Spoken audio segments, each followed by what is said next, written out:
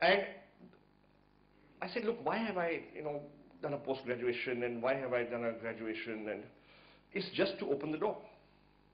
The actual work does not require skills beyond class 10. Yeah? And the next thing I asked myself was,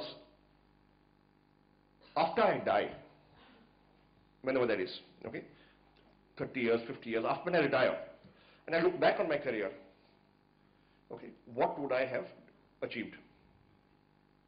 Okay. And I was very uncomfortable with the kind of answers that I came up with, that actually, in all likelihood, I would have done nothing that would have built something of lasting value, that would outlive me. Okay. What I was doing was a maintenance job. There's this great big brand. No matter what I do, market share stays at 46.2%. If I do a bad job, it doesn't go down. If I do a good job, it doesn't go up. Okay? It's highly profitable. Profits stay the same. I'm not making a difference, actually. Now, if I do this for 30 years, I don't know if I'll make a difference. And then I asked myself another question, which is, look, what am I really looking for? What do I want? And I kind of figured that most of us are prisoners of our visiting cards. That multinational label is important. The designation is important. And most of us today, who are, around the age that I was, at that time it was 26, 27, 5 years into a job, are prisoners of our EMIs. Okay? You want a car, so you take a car loan. Then you got a fixed outgo. Then you want a house, so you take a house loan. Then you got a bigger fixed outgo. Then you say, look, I need a fixed income. I can't meet my fixed outgoes. Yeah. And you're constantly striving, and then you say, okay, my measure of success is, my car is about 8 inches longer than your car. Yeah. And you live in Beverly, but I live in Laburnum. My one bedroom extra hai, and more prestige and rest, and therefore I'm more successful. But it's about 200 yards down the road, yeah. How does it matter? Okay. And this process of introspection and thinking took about a year. Right? And at the end of that process, I said, look, I'm headed down to a path I don't want to head down. Now's the time to quit when I can. Right? After there's a family and their kids, and then it's much harder to take risks. That's what I thought. Okay, and so I quit my job in 1990, October. And I graduated in April 89 from IIM-UBS. I had worked 3 years prior to my MBA. And in the last 1 year when I was working in this company, the Horlicks company, HMM, I did a lot of this thinking of what do I want to do with the rest of my life.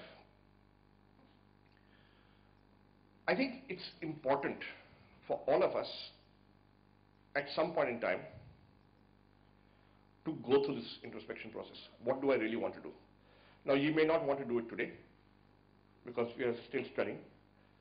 You haven't really gone out and worked, so you don't know the real world. It's a good idea if you don't want to start a business now to do it after a few years, if you want to do it later. And doing that, and in the interim period, try and experience corporate life, corporate world, what is working like, what is real life like. And then take your decisions. But at some point in time, we must all, I think, introspect and figure out what is it that I am looking for. And if it's entrepreneurship, great. If it's not, doesn't matter, great.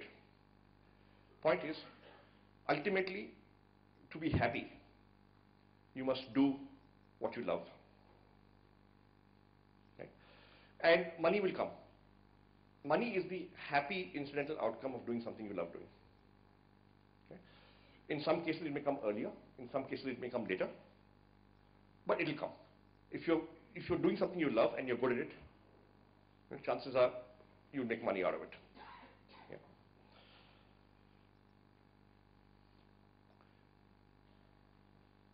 So I quit my job in October 90, and for 7 years, we did a whole lot of small stuff. You know, I drifted. I used to teach, train, do some salary surveys, odd jobs. Sometimes I'd have salary, sometimes I wouldn't. You know, my wife was working, so I was able to do that. And in 97, you know, we launched Naukri.